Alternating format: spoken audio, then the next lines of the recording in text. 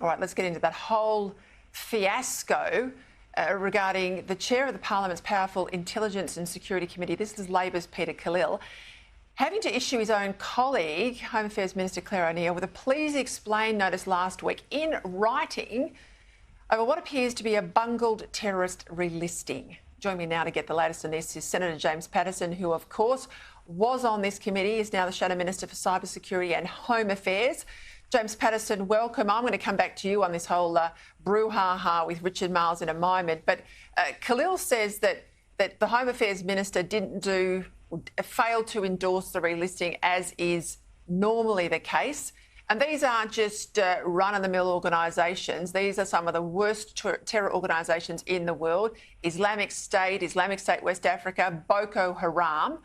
What's going on here? It's a great question, Peter, and your description of this as a fiasco is absolutely spot on. One of the most powerful tools that the government has to combat terrorism is the power to list an organisation as a terrorist organisation, and very serious criminal penalties flow on from that listing. It makes it a crime to be a member of that organisation, to associate with that organisation, to raise funds for that organisation.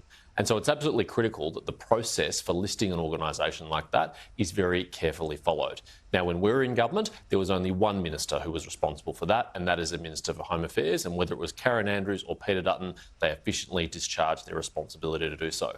Under this government, there are now two ministers who are responsible for it, the Attorney General, Mark Dreyfus, and the Minister for Home Affairs, Claire O'Neill.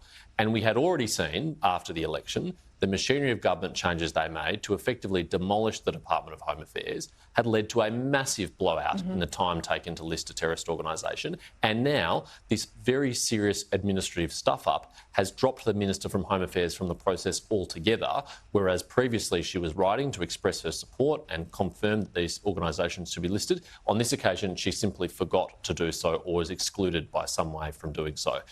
We are not at the bottom of this yet, but it was a very significant step for the chair of the Intelligence Committee to write to the Minister to effectively rubric her for having stuffed this up.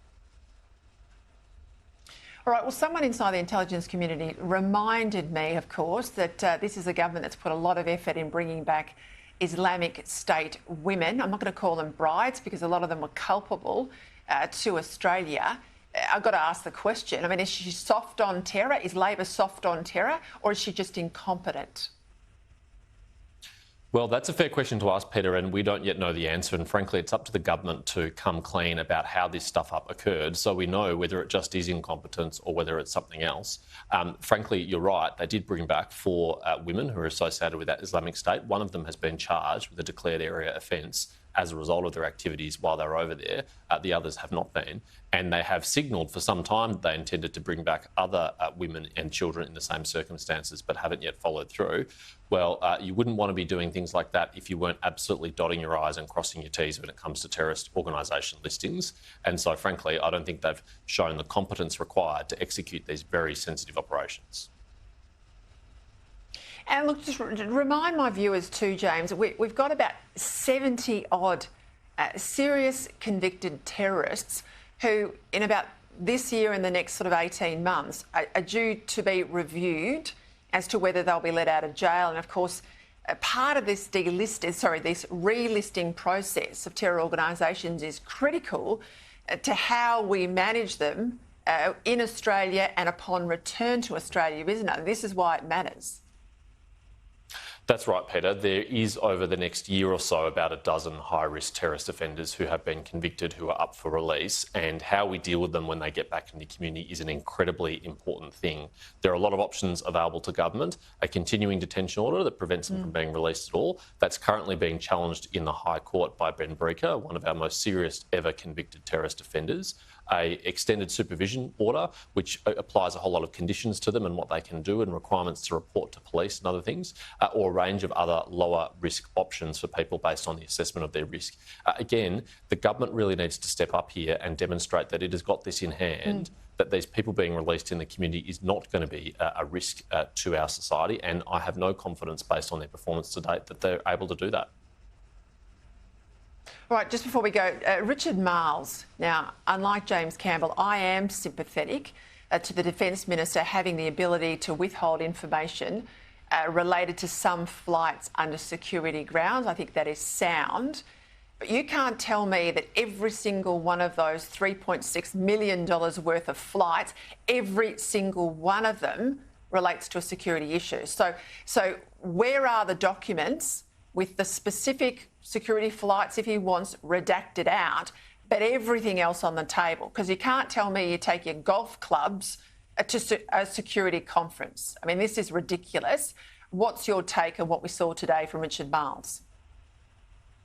Peter, as you know, I'm someone who takes security very seriously, and I wouldn't want to diminish the absolute serious risk of harm being done to a member of parliament or their staff or their family, and there is need for appropriate restrictions on what information can be released. But we also live in a liberal democracy, and we spend taxpayers' money, and we have to be accountable to the taxpayers for how we spend that money.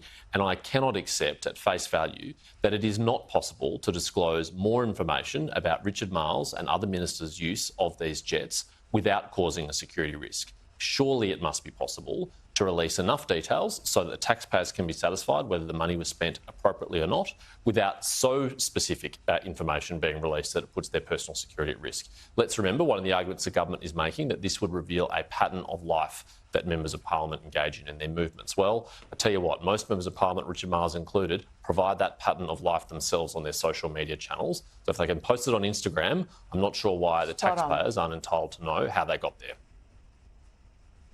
Spot on. I mean, I know how to read these bloody documents. As soon as the next round of tabling happens and we hear that the computer's broken, the dear old Don Farrell, I'm going to go through them. And I think the pressure has got to stay on him in the Senate.